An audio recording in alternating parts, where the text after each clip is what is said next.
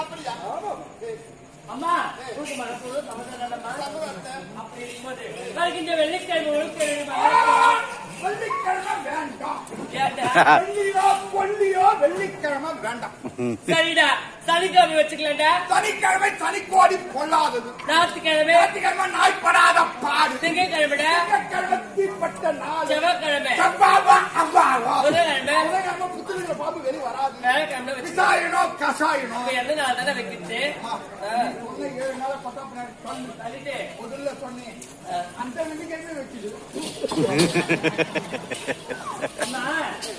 வெள்ளிக்கிழமை உனக்கு மகளுக்கும் திருமணமா திருமண கோலத்தோடு எங்க நாட்டுக்கு வந்துருங்க. இந்த தாமரத்தை